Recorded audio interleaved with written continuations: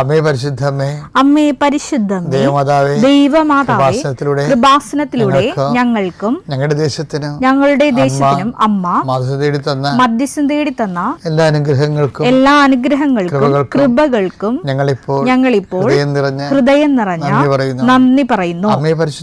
അമ്മേ പരിശുദ്ധമേ, ദൈവമാതാവേ, 2004 ഡിസംബർ 7-ാം തീയതി ഉച്ചകഴിഞ്ഞ് 2:30 കൃപാസനത്തിൽ സംഭവിച്ച അമ്മയുടെ പ്രത്യക്ഷപ്പെടലിനെ കുറിച്ച് തിരുസഭയ്ക്ക് സമർപ്പിച്ചിരിക്കുന്ന പഠനരേഖകളുടെ മേൽ സഭാത്മകമായ പഠനം ആരംഭിക്കുവാൻ ഞങ്ങൾ പ്രാർത്ഥിക്കുന്നു. അമ്മേ പരിശുദ്ധമേ, ഭൂസ്വർലോകങ്ങളുടെ രാജ്ഞിയായ അങ്ങേയ്ക്ക് ഭൗമ സംരക്ഷണത്തിനായി പ്രപഞ്ചപ്രകൃതിയെ തന്നെ തിരുസഭ പ്രതിഷ്ഠിക്കുവാൻ ഈ പ്രത്യക്ഷീകരണ വഴി ഇടയാക്കണമേ. പരിശുദ്ധമ്മേ, ജപമാല മാതാവേ, സകല കൃപാസനം പ്രാർത്ഥനകളോടും ചേർത്ത് ഞങ്ങളിപ്പോൾ പ്രാർത്ഥിക്കുന്ന ഈ കുടുംബത്തിന്റെ പ്രത്യേക നിയോഗം പറമക്കളെ.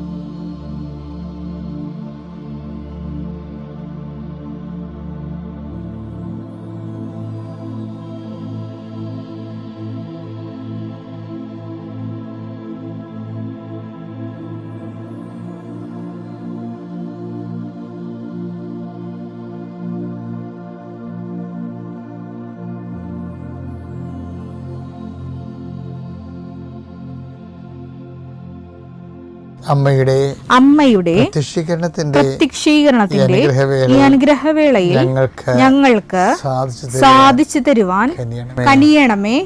ആമേൻ. വിശ്വാസ പ്രമാണം. സർവശക്തനായ പിതാവും ആകാശത്തിന്റെയും ഭൂമിയുടെയും സൃഷ്ടാവുമായ ദൈവത്തിൽ ഞാൻ വിശ്വസിക്കുന്നു. അവിടുത്തെ ഏകപുത്രനും ഞങ്ങളുടെ കർത്താവുമായ ഈശോമിശിഹായിലും ഞാൻ വിശ്വസിക്കുന്നു. ഈ പുത്രൻ പരിശുദ്ധാത്മാവിനാൽ ഗർഭസ്ഥനായി കന്യകാമറിയത്തിൽ നിന്ന് പിറന്ന് പൊന്തിയോസ് പീലാത്തോസിന്റെ കാലത്ത് പീഡകൾ സഹിച്ച് കുരിശിൽ തറയ്ക്കപ്പെട്ട് മരിച്ച് അടക്കപ്പെട്ട് പാതാളങ്ങളിൽ ഇറങ്ങി മരിച്ചവരുടെ ഇടയിൽ നിന്ന് 3-ാം നാൾ ഉയർത്ത് സ്വർഗത്തിലേക്ക് എഴുന്നള്ളി സർവശക്തിയുള്ള പിതാവായ ദൈവത്തിന്റെ വലതുഭാഗത്തിരിക്കുന്നു. അവിടെ നിന്ന് ജീവിക്കുന്നവരെയും മരിച്ചവരെയും വിധിക്കുവാൻ വരുമെന്നും ഞാൻ വിശ്വസിക്കുന്നു. പരിശുദ്ധാത്മാവിലും ഞാൻ വിശ്വസിക്കുന്നു. വിശുദ്ധ കത്തോലിക്കാ സഭയിലും പുണ്യവാന്മാരുടെ ഐക്യത്തിലും പാപങ്ങളുടെ മോചനത്തിലും ശരീരത്തിന്റെ ഉയർപ്പിലും നിത്യമായ ജീവിതത്തിലും ഞാൻ വിശ്വസിക്കുന്നു. ആമേൻ. സ്വർഗ്ഗസ്ഥനായ ഞങ്ങളുടെ പിതാവേ, അങ്ങയുടെ നാമം പൂജിതമാകണമേ. അങ്ങയുടെ രാജ്യം വരണമേ. അങ്ങയുടെ തിരുമനസ് സ്വർഗത്തിലെ പോലെ ഭൂമിയിലും ആകണമേ. അന്നു വേണ്ടുന്ന ആഹാരം ഇന്ന് ഞങ്ങൾക്ക് തരണമേ. ഞങ്ങളോട് തെറ്റ് ചെയ്യുന്നവരോട് ഞങ്ങൾ ക്ഷമിക്കുന്നത് പോലെ ഞങ്ങളുടെ തെറ്റുകൾ ഞങ്ങളോടും ക്ഷമിക്കണമേ. ഞങ്ങളെ പ്രലോഭനത്തിൽ ഉൾപ്പെടുത്തരുതേ, തിന്മയിൽ ഞങ്ങൾ രക്ഷിക്കണമേ. ആമേൻ. നന്മ നിറഞ്ഞ മറിയമേ, സ്വസ്തി. കർത്താവ് അങ്ങയുടെ കൂടെ സ്ത്രീകളിൽ അങ്ങ് അനുഗ്രഹിക്കപ്പെട്ടവളാകുന്നു. അങ്ങയുടെ ഉദരത്തിൻ ഫലമായി ഈശോ അനുഗ്രഹിക്കപ്പെട്ടവനാകുന്നു. പരിശുദ്ധ മറിയമേ, തമ്പുരാന്റെ അമ്മേ, പാപികളായ ഞങ്ങൾക്ക് വേണ്ടി ഇപ്പോഴും ഞങ്ങളുടെ മരണസമയത്തും തമ്പുരാനോട് അപേക്ഷിക്കണമേ. ആമേൻ. കർത്താവ്, നിന്റെ ഉന്നതമായ നാമത്തിന് സ്വസ്ഥം ചെയ്യുന്ന കർത്താവേ, കർത്താവ്, നിന്റെ വിശുദ്ധ പൗരോഹിത്യത്തെ മഹത്വപ്പെടുത്തണമേ.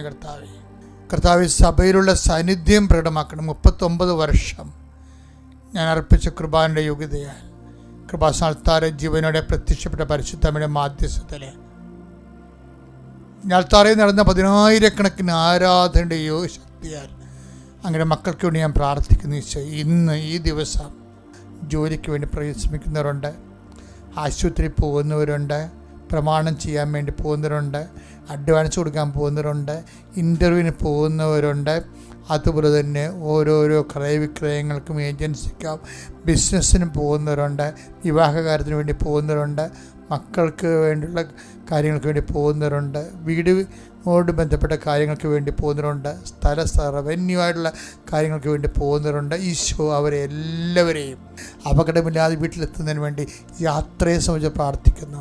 അവരുടെ വാർത്തയെ കണ്ടുമുട്ടുന്ന വ്യക്തികൾ അകപ്പെടാതിരിക്കാനും പലതരത്തിലുള്ള ഞെരുക്കങ്ങൾ ചാടാതിരിക്കാനും എടുക്കുന്ന തീരുമാനം കറക്റ്റായിരിക്കാനും കറക്റ്റ് തീരുമാനത്തിൽ നിനക്ക് വിജയം ഉണ്ടാകാൻ പരിശുദ്ധ ദൈവമാത നിങ്ങൾ മക്കളെ സംബന്ധിച്ച് പ്രാർത്ഥിക്കുന്നു. ശ്രുതികട ഹല്ലേലൂയ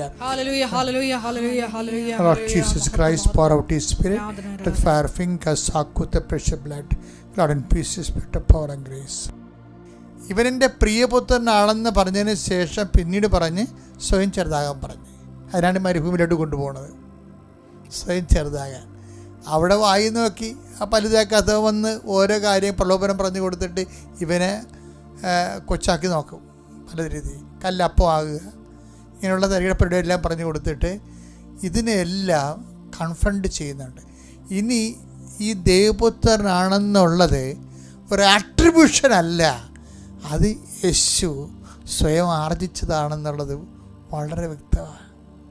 ഈ പ്രലോഭനത്തിലൂടെ ജയിച്ചിരിക്കുന്നതാണ്. ജയിച്ചു കഴിയുമ്പോൾ പറയാൻ എന്താണെന്നറിയാമോ? അവൻ ആത്മാവിശക്തിപ്പെട്ട് ആ മരുഭൂമിയിൽ നിന്ന് പുറത്തേക്ക് യൂദയയിലേക്ക് വന്നു. അപ്പം നിന്നെ മരുഭൂമി കൊണ്ടുപോയതും സ്റ്റാറ്റസ് ലോ ചെയ്യാൻ നോക്കിയതും എന്തിനു വേണ്ടിയാണ്?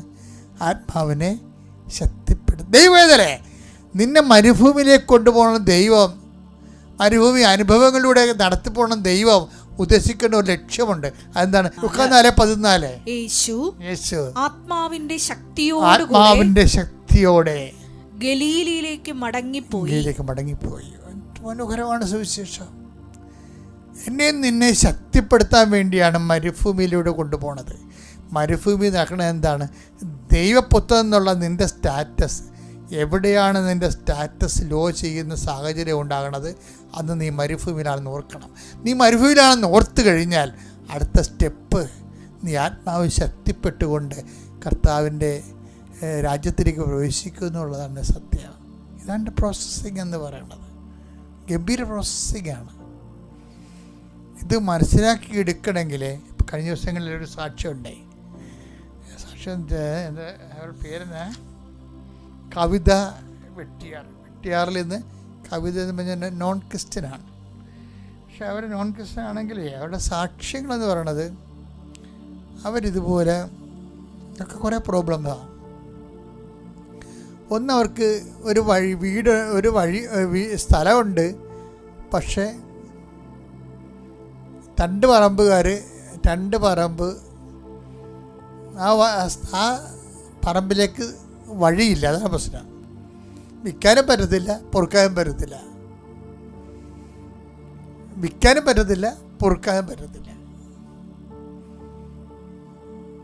അപ്പം ഇവിടെ ഉഴമ്പെടുക്കാൻ നേരത്ത് കവിത കർത്താവേ വിൽക്കാനും പറ്റണില്ല, പൊറുക്കാനും പറ്റണില്ല എന്ന് എഴുതി. അതെ. അപ്പോൾ ഈ വഴി കൊടുത്താൽ മതി, പക്ഷെ കൊടുക്കത്തില്ല. വർഷങ്ങളോട് ചോദിക്കുന്നതാണ്, കിട്ടണില്ല. ഇവളുടെ ആസ്തി എന്താണ്? ഇവളുടെ ആസ്തി എന്ന് പറയുന്നത് നമ്മൾ നേരത്തെ പറഞ്ഞ നിഷ്കപടതയാണ്. കർത്താവിൻ്റെ തിരുസന്നിധി എടുത്ത ഉടമ്പടിയിൽ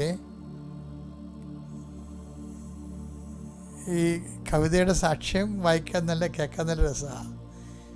കവിത ഒരു ദിവസം ഒരു പള്ളിയുടെ വാക്കി കൂടി പോവുകയാണ് രാത്രി. അപ്പോഴുണ്ട് പെരുമഴയത്ത് 2 കെട്ട് കൃപാസനം പത്രം കിടന്ന് കുതിർന്ന് കിടക്കണം. അപ്പോൾ ഇവർ ആ 2 പത്രം വെള്ളത്തിൽ നിന്ന് എടുത്ത് അത് വീട്ടിൽ കൊണ്ടുപോയി അഴയിലിട്ട് ഉണക്കി പഴയതുപോലെ തേച്ച് വൃത്തിയാക്കി എടുത്തിട്ട് ഇവൾ ഓരോ വീടുകളിലും കൊണ്ടുപോയി കൊടുക്കും. അത് കൊടുത്തു കഴിഞ്ഞപ്പോൾ കർത്താവിന് നിഷ്കാപട്യം പിടികിട്ടി. ഇരുട്ടത്ത് കിട്ടിയ പത്രമല്ലേ, ഇവൾ ചവിട്ടിപ്പോയാലും ആര് തിരക്കാനാണ്? അത് ഓർക്കണം. ക്രിസ്ത്യൻ പള്ളിയുടെ വാതിക്ക് ക്രിസ്ത്യൻ പത്രം മഴയത്ത് കിടന്ന് രാത്രി നനയുകയാണ്. ഒരു നോൺ ക്രിസ്ത്യൻ ആ പത്രം എടുത്തിട്ട് വീട്ടിൽ കൊണ്ട് ഉണക്കുകയാണ്. സുവിശേഷത്തിൻ്റെ കൈമാറ്റത്തിന് വേണ്ടി ആണ് ഈ പത്രം അവിടെ അനുഭവങ്ങളിലൂടെ കർത്താവിനെ മറ്റുള്ളവർക്ക് പരിചയപ്പെടുത്തുകയാണ് പത്രം കൊണ്ട് ഉദ്ദേശിക്കുന്നത്. അല്ല മതം മാറ്റമൊന്നുമല്ല, അത് ബോധമില്ലാത്തവന്മാർ പറയണ അതല്ല. ക്രിസ്തു പരിചയപ്പെടേണ്ട ഒരു വ്യക്തിയാണ്. ആ നിത്യതയിലും ഇഹത്തിലും പരത്തിലും ഒക്കെ. അപ്പം അതുകൊണ്ട് തന്നെ എല്ലാവരുടെയും അവകാശമാണ് ക്രിസ്തു. അതുകൊണ്ടാണ് ക്രിസ്തുവിൻ്റെ. പക്ഷെ അതേസമയം തന്നെ ഈ വിഷയം എന്താ ചെയ്തിരിക്കുന്നത്, ഇവിടെ ചെയ്തിരിക്കുന്ന കാര്യം ഈ ക്രിസ്ത്യൻ പള്ളി ഇരുട്ടത്ത് മഴയത്ത് കിടന്ന് നനഞ്ഞ ഈ പത്രം എടുത്ത് വീട്ടിൽ കൊണ്ടുപോയി അഴയിലിട്ട് വെയിലത്ത് വെച്ച് ഉണക്കി അത് തേച്ച് കൊണ്ടു നടന്ന് എല്ലാ വീട്ടിലും കൊടുക്കുകയാണ്. ഈ ആളിനോട് ദൈവം എന്ത് ചെയ്യണം? ദൈവം ചെയ്യാനുള്ള മാക്സിമം ചെയ്തു. എന്ത് ചെയ്യുന്നറിയാമോ? പിറ്റേ ദിവസം ഈ 2 വീട്ടുകാരും വർഷങ്ങളായിട്ട് വഴി കൊടുക്കാത്ത 2 വീട്ടുകാരും ഇവിടുത്തെ വീട്ടിൽ വന്നേച്ചും പറഞ്ഞ് ഞങ്ങളെ സ്ഥലം കൊടുക്കാൻ പോകണം, നിനക്ക് വഴി വേണ്ടതെന്നും പറഞ്ഞ് 6 മീറ്റർ വഴി നീളത്തിലുള്ള വഴി 2 പേരും കൂടി ഇവിടെ കൂടുതലും പോയി. അതാണ് വിഷയം. കാപട്യമില്ല എന്നുണ്ടെങ്കിൽ സത്യസന്ധമായ ഡീലിങ് നമ്മൾ ദൈവത്തോട് നടത്തി. ഇപ്പം നമുക്കെല്ലാം പറ്റുന്ന വിഷയം വെച്ചാൽ ദൈവം ആദ്യം അത്ഭുതം കാണിക്കട്ടെ എന്നൊക്കെ വിചാരിച്ചുകൊണ്ട് നമുക്ക് അത് കാപട്യമാണ്. ദൈവം ആദ്യം അത്ഭുതം കാണിച്ചിട്ട് നീ ഉടുത്ത് കെട്ടി ഇറങ്ങാമെന്ന് പറയണതിന് പിന്നിൽ ഒരു കാപട്യമുണ്ട്. ഇത് ദൈവം വെച്ച് പൊറപ്പിക്കത്തില്ല. എന്താ കാര്യം വെച്ച് കഴിഞ്ഞാൽ കർത്താവിൻ്റെ രീതി എന്നാണ് വെച്ചത്, കർത്താവ് ചെയ്യാനുള്ളത് ആദ്യമേ ചെയ്ത് കഴിഞ്ഞു. കുരിശിലെ മരണവും വീണ്ടെടുപ്പും. ഇനി നമ്മുടെ ഓപ്ഷൻസാണെല്ലാം. അത് കർത്താവിൻ്റെ പീഡാനുഭവത്തിലുള്ള പ്രഖ്യാപനമായാലും ഉയർപ്പിലുള്ള വിശ്വാസമായാലും വരെയുള്ള കാത്തിരിപ്പായാലും എല്ലാം നമ്മൾ ചെയ്യേണ്ട കാര്യങ്ങളാണ്. അല്ല ഇനിയും ദൈവം ചെയ്യട്ടെ എന്ന് ലോജിക്ക്, അതിനകത്ത് ലോജിക്കില്ല ശരിക്കും പറഞ്ഞാൽ. പണ്ട് എല്ലാ കാര്യങ്ങളുടെ കാര്യത്തിലും ഞാൻ അച്ഛൻ്റെ വർത്തമാനമൊക്കെ നിങ്ങൾ മക്കൾ കേട്ടതിന് ശേഷം മറ്റുള്ളവരുടെ അനുഭവങ്ങൾ കണ്ടതിന് ശേഷം നിങ്ങളിത് പൊളിച്ചെഴുതണം. നിങ്ങളുടെ ജീവിതം ക്രിസ്തുവിന് അനുകൂലമായ രീതിയിൽ പൊളിച്ചെഴുതി നിങ്ങൾ വീണ്ടെടുപ്പിൻ്റെ വലിയ കൃപ ധരിക്കാൻ ദൈവം നിങ്ങളെ സഹായിക്കട്ടെ. പിതാവിൻ്റെയും പുത്രൻ്റെയും പരിശുദ്ധാത്മാവിൻ്റെയും നാമത്തിൽ ആമേൻ. സ്വർഗത്തിലേക്കുള്ള വഴിയും വാതിലുമായ ഈ കൃപാസനം അൾത്താരയിൽ ഒരിക്കൽ കൂടി സാക്ഷ്യം പറയാൻ സാധിച്ചതിന് ഈശോയ്ക്കും അമ്മ മാതാവിനും ഞങ്ങളൊരായിരം നന്ദി പറയുന്നു. 2019 ഡിസംബർ 20 ഞാനിവിടെ ആദ്യമായിട്ട് ഉടമ്പടി എടുത്തത്. എൻ്റെ ഭർത്താവും ഉടമ്പടി എടുത്തിട്ടുണ്ട്. 2 പ്രാവശ്യം പുതുക്കിയ ആളാണ്. ഞങ്ങൾക്ക് ഉടമ്പടിയിലൂടെ ഒരുപാട് അനുഗ്രഹങ്ങൾ കിട്ടിയിട്ടുണ്ട്. കഴിഞ്ഞ വർഷം ജൂൺ 8 ഞങ്ങൾ ആദ്യമായിട്ട് ഇവിടെ ഈ ആൾത്താരിയിൽ സാക്ഷ്യം പറഞ്ഞത്. അത് കഴിഞ്ഞ് ഞങ്ങൾക്ക് ഒരുപാട് അനുഗ്രഹങ്ങൾ കിട്ടിയിട്ടുണ്ട്. ആദ്യമായിട്ട് എൻ്റെ പേര് ജെസ്സി തോമസ്, ഭർത്താവ് തോമസ്. ഞങ്ങൾ കോഴിക്കോട് ജില്ലയിലെ താമരശ്ശേരി രൂപതയിലെ മഞ്ഞവയൽ ഇടവകയിൽ നിന്നാണ് വരുന്നത്. ഭർത്താവിന് 30 വർഷമായിട്ട് വലിയൊരു ആഗ്രഹമായിരുന്നു ഒരു കാറ്ററിംഗ് സെൻറ്റർ തുടങ്ങണം എന്നുള്ളത്. പല സ്ഥലങ്ങളിലും ജോലിക്കൊക്കെ പോയിട്ടുണ്ട്. അപ്പോൾ സ്വന്തമായിട്ടൊന്ന് തുടങ്ങണമെന്ന് ആഗ്രഹിച്ചിട്ട് ഞങ്ങളിവിടെ 7ാമത് ഉടമ്പടി പുതുക്കി അന്നാണ് ഞങ്ങളിവിടെ സാക്ഷ്യം പറഞ്ഞത്. ദൈവം തന്ന അനുഗ്രഹത്തിന് സാക്ഷ്യം പറഞ്ഞു കഴിഞ്ഞപ്പോൾ ഞങ്ങൾക്ക് 2024 സെപ്റ്റംബർ 8 ഞങ്ങളുടെ ഇടവപ്പള്ളിയിൽ അമ്മ മാതാവിൻ്റെ പിറന്നാളിൻ്റെ അന്ന് തന്നെ 450-ലേറെ ഇടവാംഗങ്ങൾക്ക് പായസം ഉണ്ടാക്കി കൊടുത്ത് ഞങ്ങളുടെ കാറ്ററിംഗ് സെൻറ്ററിൻ്റെ ഉദ്ഘാടനം അന്ന് നിർവഹിച്ചു. അതിനോടനുബന്ധിച്ച് ഞങ്ങൾക്കൊരു ചെറിയ ഹോട്ടൽ, ഒരു 8 കിലോമീറ്റർ ദൂരെ അടിവാരം എന്ന് പറഞ്ഞ സ്ഥലത്ത് ഒരു ഹോട്ടലും തുടങ്ങാൻ അമ്മ അനുഗ്രഹിച്ചു. അതിന് സഹായമായിട്ടൊരു വണ്ടി ആവശ്യമായിരുന്നു. അതും അമ്മ ഞങ്ങൾക്ക് തന്നെ അനുഗ്രഹിച്ചു. അമ്മ തന്നു പറയുമ്പോൾ ഞങ്ങളുടെ കയ്യിൽ വലിയ പൈസയൊന്നും ഇല്ലായിരുന്നു, കുറച്ച് പൈസ ഉണ്ടായിരുന്നുള്ളൂ. ഒരുപാട് ആൾക്കാർ ഞങ്ങളെ സഹായിച്ചു, ഇങ്ങോട്ട് വന്ന് സഹായിക്കുമായിരുന്നു. പൈസയൊക്കെ തിരിച്ചു കൊടുക്കണം, എന്നാലും ആ തക്ക സമയത്ത് ഒരുപാട് ആൾക്കാർ ഞങ്ങളെ സഹായിച്ചു. എല്ലാവരെയും ഞാൻ ഈ അൾത്താരയിൽ ഓർക്കുന്നു, മാതാവിനോട് പ്രത്യേകമായി പ്രാർത്ഥിക്കുന്നു. കൂടാതെ എനിക്ക് കാറ്ററിങ്ങിൽ തന്നെ ഞങ്ങൾ 8 കിലോമീറ്റർ ദൂരെ ഉണ്ടായിരുന്ന ഒരു കൊല്ലം മുന്നേ ആണല്ലോ. അപ്പം ഞങ്ങൾക്കത് കുറച്ച് ചിലവൊക്കെ അധികമായിട്ട് വന്നു. അതുകൊണ്ട് ഞങ്ങൾ ഇപ്പം ഞങ്ങളുടെ അങ്ങാടിയിൽ തന്നെ സ്വന്തമായിട്ട് ഒരു ഹോട്ടൽ ചെറുതായിട്ട് അവിടുത്തെ നിർത്തി ഇവിടെ തുടങ്ങുവാൻ വേണ്ടി ഞങ്ങൾ റെഡിയാക്കി വെച്ചിരിക്കുന്നു. ഒരാഴ്ചയ്ക്കുള്ളിൽ ഞങ്ങളത് തുടങ്ങും. സാക്ഷ്യം പറഞ്ഞതിന് ശേഷം തുടങ്ങണമെന്നാണ് വിചാരിച്ചത്. ഞാൻ രാവിലെ പള്ളിയിൽ നിന്ന് വന്നു കഴിഞ്ഞാൽ കാറ്ററിംഗ് സെൻ്ററിൽ വന്നാൽ അവിടെ രാവിലെ വീട്ടിൽ നിന്ന് പ്രദക്ഷിണ പ്രാർത്ഥന ചൊല്ലും. അത് കഴിഞ്ഞ് പള്ളിയിലെ മാതാവിൻ്റെ മുമ്പിൽ നിന്ന് ഒരു പ്രദക്ഷിണ പ്രാർത്ഥനയും ചൊല്ലി പിന്നെ കാറ്ററിംഗ് സെൻ്ററിൽ വന്ന് പ്രദക്ഷിണ പ്രാർത്ഥന ചൊല്ലി എല്ലാവർക്കും കുരിശ് വരച്ച് കൊടുക്കും. പിന്നെ ഉടമ്പടി ഉപ്പ് ഞാൻ അന്നുണ്ടാക്കുന്ന ഭക്ഷണത്തിലൊക്കെ ഉപയോഗിക്കാറുണ്ട്. കൂടാതെ എനിക്ക് 2 രോഗസുഖങ്ങൾ കിട്ടിയിട്ടുണ്ട്. എനിക്ക് ആദ്യമായി കിട്ടിയത് ഞാൻ ഉടമ്പടി എടുക്കുന്ന സമയത്തൊക്കെ എനിക്ക് തയ്യലായിരുന്നു. അപ്പോൾ എൻ്റെ 2 കാലിൻ്റെ മുട്ടിനും നടുവിനും ഭയങ്കര നീർക്കെട്ടും വേദനയായിരുന്നു. എൻ്റെ 2 മുട്ടിനും നടുവിനും ബെൽറ്റ് ഇട്ടിരിക്കുമായിരുന്നു. അപ്പോൾ 2023 അഖണ്ഡ ജപമാല റാലിയിൽ പങ്കെടുക്കണം എനിക്ക് വലിയ ആഗ്രഹമായിരുന്നു. അങ്ങനെ ഞാൻ മാതാവിനോട് പറഞ്ഞു, അമ്മേ എനിക്ക് ഇങ്ങനെ റാലിയിൽ പങ്കെടുക്കണം എന്ന് പറഞ്ഞ് ഞാൻ ഉടമ്പടി ഉപ്പും തൈലവും ഞാൻ എൻ്റെ മുട്ടിലും നടുവിനൊക്കെ തേച്ച് കുരിശ് വരച്ച് പ്രാർത്ഥിച്ച് അഖണ്ഡ ജപമാല റാലിക്ക് മുന്നേ ഞാൻ ആ ബെൽറ്റെല്ലാം ഉപേക്ഷിച്ചു. ഞാൻ ഇവിടുന്ന് അർത്തുങ്കപ്പള്ളി വരെ ഞാൻ നടന്നു. ഒത്തിരി ക്ഷീണമൊക്കെ ഉണ്ടായിരുന്നു. ക്ഷീണം കാലിൻ്റെ മുട്ടിനല്ല, എനിക്ക് ഉറക്ക ക്ഷീണമായിരുന്നു. ഓരോ വീടിൻ്റെ തിണ്ണ കാണുമ്പോൾ ഞാൻ വിചാരിക്കും അവിടെ കയറി കിടന്ന് ഉറങ്ങിയാലോ എന്ന്. എന്നാൽ ഞാനൊന്നും ചെയ്യാതെ ഞാൻ പള്ളിയിലെത്തി തമ്പുരാൻ്റെ അനുഗ്രഹം നേടിപ്പോയി. ഇതുവരെ ഞാൻ ആ ബെൽറ്റ് പിന്നെ ഉപയോഗിച്ചിട്ടില്ല. പിന്നെ എൻ്റെ മൂക്കിൽ ഒരു 8 മാസമായിട്ട് ദശ വളരുന്നൊരു അനുഭവം ഉണ്ടായി.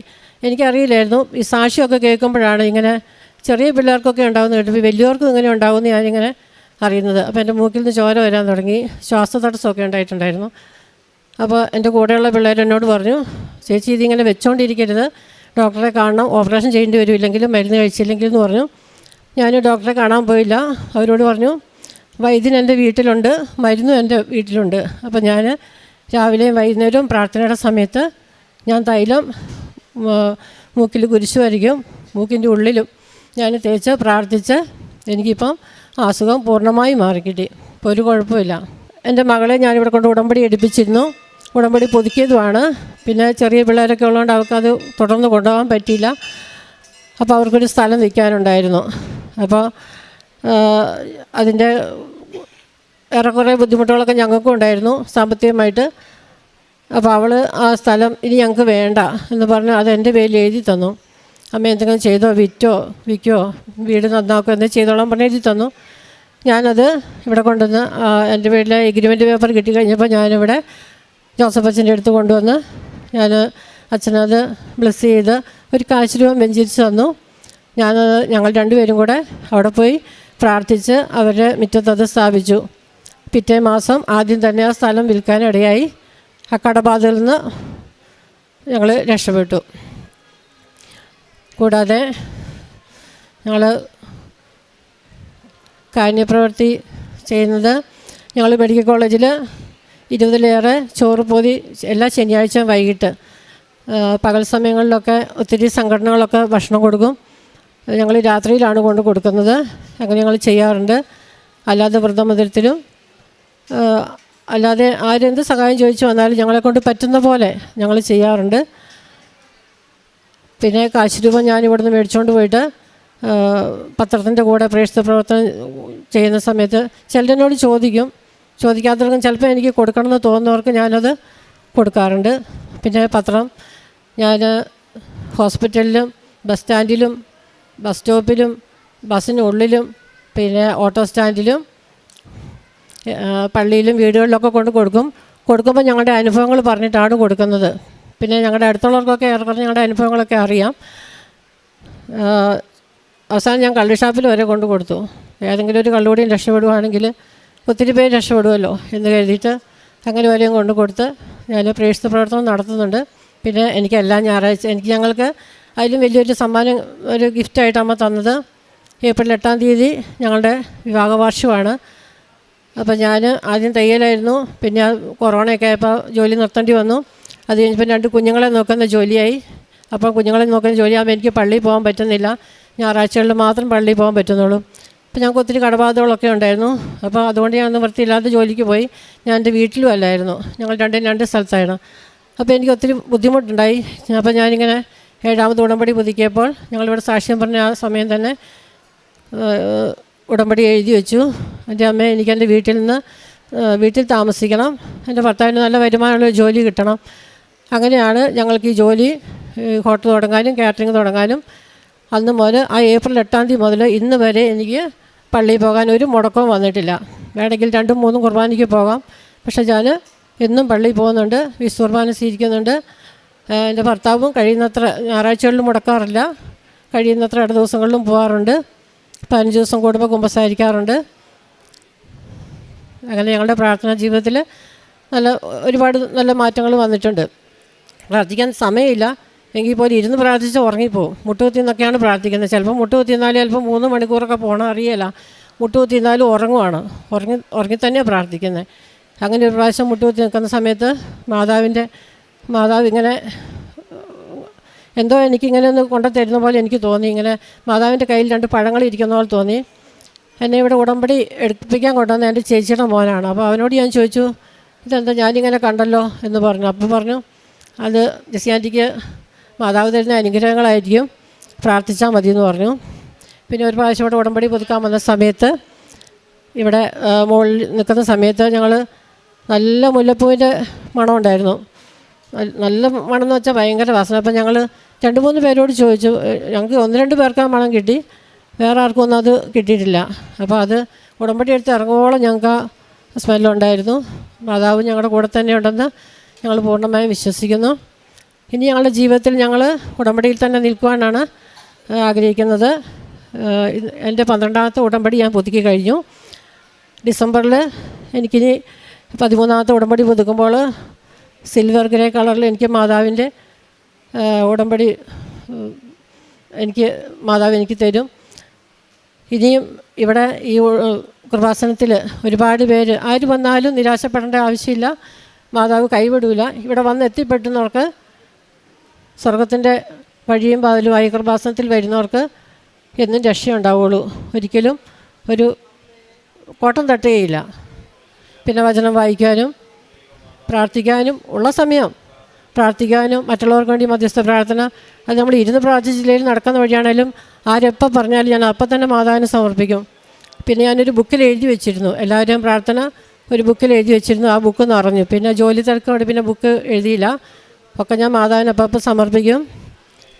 അങ്ങനെ ഞങ്ങളുടെ ജീവിതം മുന്നോട്ട് പോകുന്നു. ഞങ്ങൾക്ക് ഇത്രയേറെ അനുഗ്രഹം തന്ന മാതാവിന് ഈശോയ്ക്കും. എൻ്റെ പേര് ശ്യാമിലി എന്നാണ്. ഞാൻ പത്തനംതിട്ട ജില്ലയിലെ തിരുവല്ലായ്ക്കടുത്ത് വള്ളംകുളം എന്ന് പറഞ്ഞ സ്ഥലത്തിൽ നിന്നാണ് വരുന്നത്. ഞാനൊരു അധ്യാപികയാണ്. ഇദ്ദേഹം പോലീസ് ഡിപ്പാർട്ട്മെൻറ്റിൽ ജോലി ചെയ്യുന്ന ഒരാളാണ്. ഞങ്ങളുടെ കല്യാണം കഴിഞ്ഞിട്ട് 2017 ജനുവരി 22 കല്യാണം കഴിഞ്ഞതാണ്. കല്യാണം കഴിഞ്ഞ് ആ മാസം തന്നെ ഞാൻ ഗർഭിണിയാകുകയും ചെയ്തു. പക്ഷേ പ്രത്യേകിച്ച് കാരണങ്ങളൊന്നും അന്ന് കണ്ടില്ല. എല്ലാ മാസവും ഞങ്ങൾ ചെക്കപ്പിന് പോകുന്നുണ്ടായിരുന്നു. പ്രത്യേകിച്ച് അങ്ങനൊരു കോംപ്ലിക്കേഷനൊന്നും ഡോക്ടേഴ്സ് ഞങ്ങളോട് പറഞ്ഞിരുന്നില്ല. പക്ഷേ ഒരു 6 മാസമായപ്പോഴത്തേക്കും പെട്ടെന്ന് എനിക്കൊരു ബ്ലീഡിങ് ഉണ്ടായി. ഞങ്ങൾ ഹോസ്പിറ്റലിൽ ചെന്നു.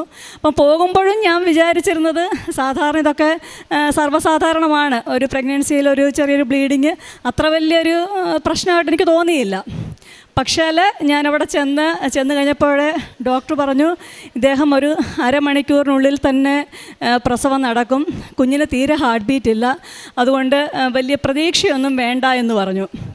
അപ്പം അതുവരെ എന്ന് പറഞ്ഞാൽ ഞാനൊരിക്കലും പ്രസവം എന്ന് പറയുന്നൊരു കാര്യം മുന്നിൽ കണ്ടിട്ട് പോലും ഉണ്ടായിരുന്നില്ല. അവിടെ ചെന്നു ഒരു അരമണിക്കൂർ കഴിഞ്ഞപ്പോഴത്തേനും ഞങ്ങൾ കുഞ്ഞിനെ കണ്ടു. ഞങ്ങൾ 2 പേരും കുഞ്ഞിനെ കണ്ടു. പക്ഷേ തീരെ ഹാർട്ട് ബീറ്റ് കുറവായിരുന്നു. അരമണിക്കൂർ കഴിഞ്ഞ ഒരു മോളായിരുന്നു.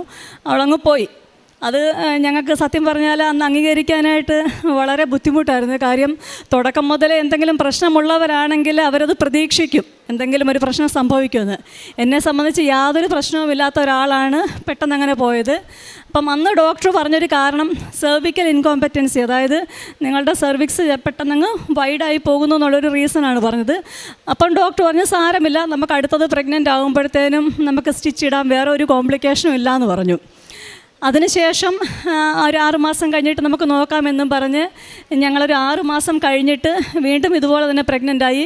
പക്ഷേ അതും ഈ പറഞ്ഞ പോലെ ട്യൂബിൽ പ്രഗ്നൻ്റ് ആയിട്ട് ഒരു 1.25 മാസത്തോളം അത് വളർന്നു. ഞങ്ങളത് അറിഞ്ഞിരുന്നില്ല. പെട്ടെന്ന് ട്യൂബ് പൊട്ടിപ്പോയി. എനിക്ക് ഇൻറ്റേർണൽ ബ്ലീഡിങ് ഉണ്ടായി, വയറ്റിനകത്ത് നിറച്ച് ബ്ലഡായി.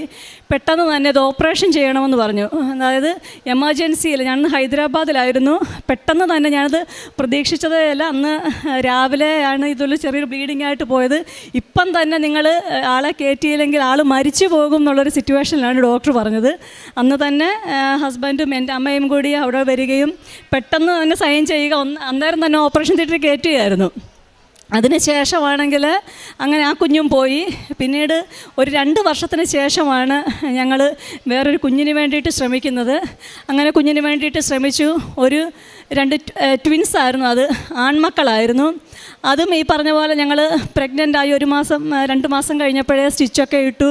കംപ്ലീറ്റ് ഡോക്ടർ പറഞ്ഞതുപോലെ ബെഡ് റെസ്റ്റ് എടുത്തു, എല്ലാം ചെയ്തു. പക്ഷേ എന്നിട്ടെന്നും 4.5 മാസമായപ്പോഴേ അതും ഈ പറഞ്ഞ പോലെ ഒരു ഡെലിവറിക്ക് പെയിൻ വരുന്ന പോലെ വന്നു.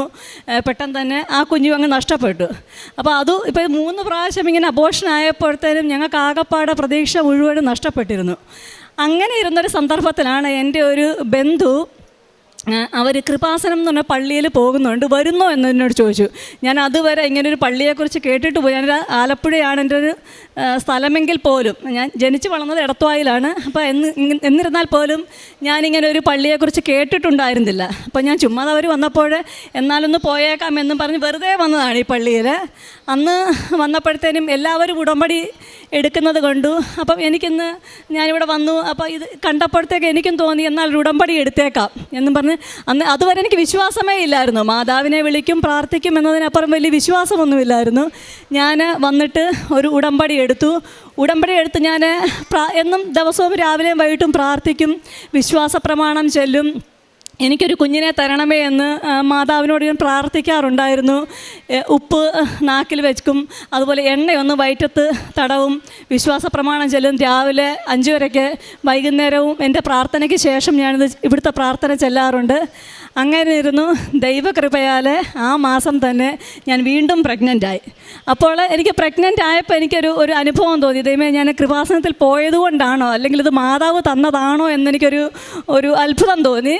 അന്ന് മുതൽ ഞാനൊരൊറ്റ ദിവസം പോലും തെറ്റാതെ പ്രാർത്ഥിച്ചു.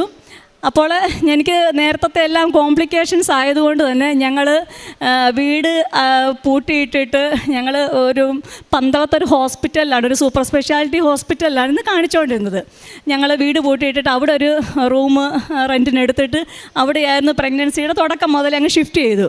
പക്ഷേ അവിടെ വെച്ചും ഈ പറഞ്ഞ പോലെ ഈ കുഞ്ഞുങ്ങൾ ഗർഭിണിയായിരുന്ന ആ സമയത്തും 4.5 മാസമായപ്പോൾ എനിക്കൊരു യൂട്രസിന് വീണ്ടും പ്രസവ വേദന വരുന്നത് പോലെ തന്നെ വരാൻ തുടങ്ങി. വന്നപ്പോഴത്തേനും ഡോക്ടർ പറഞ്ഞു അതും ട്വിൻസ് കൂടാണ്. ട്വിൻസ് പൊതുവേ ഇച്ചിരി വളർച്ച കുറവായിരിക്കും, ഒരു കുഞ്ഞുള്ളതിനെക്കുറിച്ചും കുറച്ച് വളർച്ച കുറവായിരിക്കും. അപ്പം പറഞ്ഞു നമുക്ക് വലിയ രക്ഷ തോന്നുന്നില്ല, എന്തായാലും നിങ്ങൾ കിടക്ക്, നമ്മളൊരു 2 ദിവസം ഒന്ന് ഡ്രിപ്പ് ഇട്ട് നോക്കാം, അത് ഓക്കെ ആണ് എങ്കിൽ ചിലപ്പം നിങ്ങൾക്ക് ഭാഗ്യമുണ്ടെങ്കിൽ കിട്ടുമെന്ന് പറഞ്ഞു. ഞാൻ ഹസ്ബൻഡും ഞാനും അന്ന് മുതൽ ഈ ഒരു പുസ്തകം, കൃപാസനത്തിലെ പുസ്തകം ഞങ്ങൾ കയ്യിൽ വെച്ച് പ്രാർത്ഥിച്ചു. ഉടമ്പടി തൈലം ഞങ്ങൾ എടുത്ത് വയറ്റിൽ പുരട്ടി രാവിലെയും വൈകിട്ടും പ്രാർത്ഥിച്ചു. അതുപോലെ തന്നെ ജോസഫ് അച്ഛൻ്റെ ധ്യാനങ്ങളൊക്കെ യൂട്യൂബിൽ കാണാറുണ്ട്. അത് ഞങ്ങൾ ഹോസ്പിറ്റലിൽ വെച്ച് തന്നെ ഞങ്ങൾ കണ്ട് അതെന്നും കേൾക്കാറുണ്ടായിരുന്നു. ഇതെല്ലാം ചെയ്തു.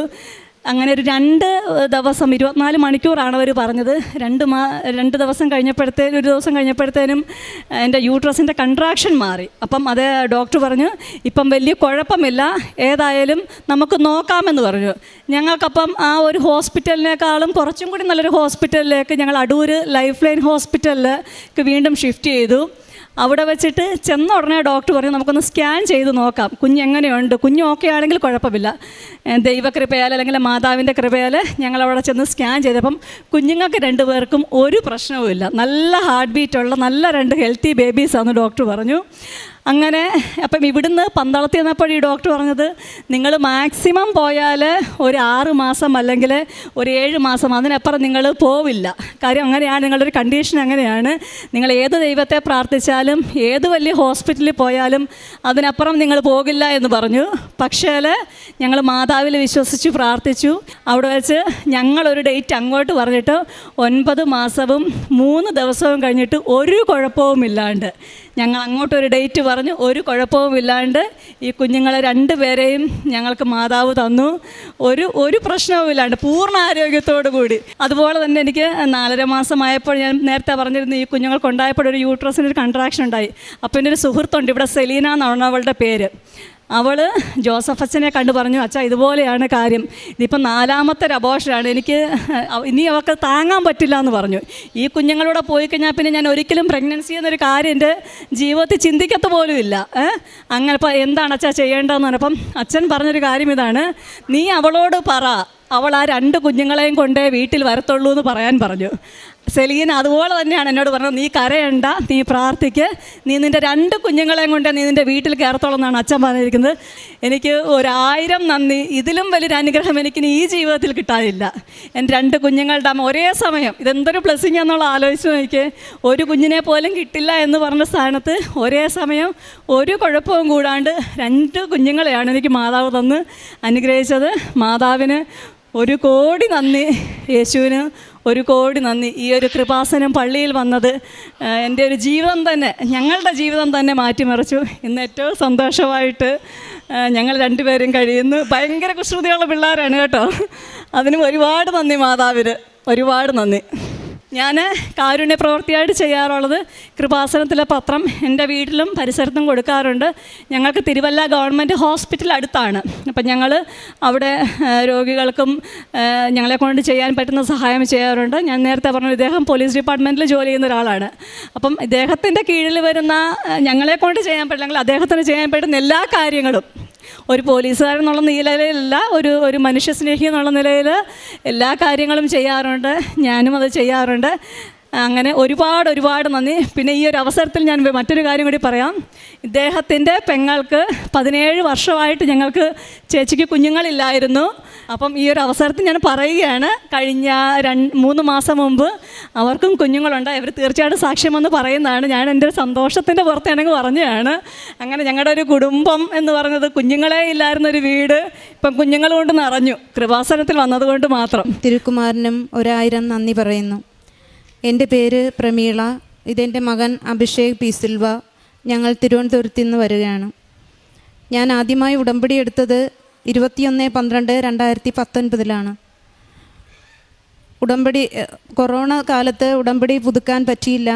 പക്ഷേ പ്രാർത്ഥനാ ജീവിതവും ഉടമ്പടി നിബന്ധനകളും ഞാൻ പാലിച്ചു പോന്നിരുന്നു. ഉടമ്പടി വഴി പരിശുദ്ധ അമ്മയുടെ മധ്യസ്ഥതയിലൂടെ ഈശോ ഞങ്ങളുടെ ജീവിതത്തിൽ ചൊരിഞ്ഞ അനുഗ്രഹങ്ങൾ സാക്ഷ്യപ്പെടുത്താനാണ് ഞങ്ങളിവിടെ നിൽക്കുന്നത്. ഇക്കഴിഞ്ഞ 2025 എൻ്റെ ഈ മകൻ +2 പാസ് ഔട്ടായത്. അവൻ്റെ +2 കാലഘട്ടം വളരെ ക്ലേശകരമായിരുന്നു. 50 കിലോമീറ്റർ അപ്പ് ആൻഡ് ഡൗൺ യാത്ര ചെയ്താണ് അവൻ സ്കൂളിൽ പോയിരുന്നത്. 2 ബസ്സിൽ കയറി ഇറങ്ങി പോകണമായിരുന്നു. വെളുപ്പിനെ രാവിലത്തെ മാസ് കൂടിയിട്ട് സ്കൂളിൽ പോകും. തിരിച്ചു വരുമ്പോൾ വൈകുന്നേരം 7 മണി 7:30 മണിയൊക്കെ ആവും. അപ്പോൾ അങ്ങനെ വരുന്ന മകന് പഠിക്കാനൊന്നും, അവൻ കമ്പ്യൂട്ടർ സയൻസാണ് എടുത്തിരുന്നത്, പഠിക്കാനൊന്നും ക്ഷീണം കാരണം പറ്റുന്നുണ്ടായിരുന്നില്ല. മാത്രമല്ല ട്യൂഷനോ അങ്ങനത്തെ കാര്യങ്ങളൊന്നും ഇല്ലായിരുന്നു. അവന് പഠനം ഭയങ്കര ക്ലേശകരമായിരുന്നു. ആ സമയത്ത് ഞാൻ മാതാവിന് അവനെയും അവൻ്റെ പഠനത്തെയും സമർപ്പിച്ച് പ്രാർത്ഥിച്ചു, നിയോഗം വച്ചു. എന്നും ഉടമ്പടി വസ്തുക്കൾ വിശ്വാസ പ്രമാണം ചൊല്ലി അവന് കൊടുത്തിട്ടാണ് സ്കൂളിൽ വിടുന്നത്.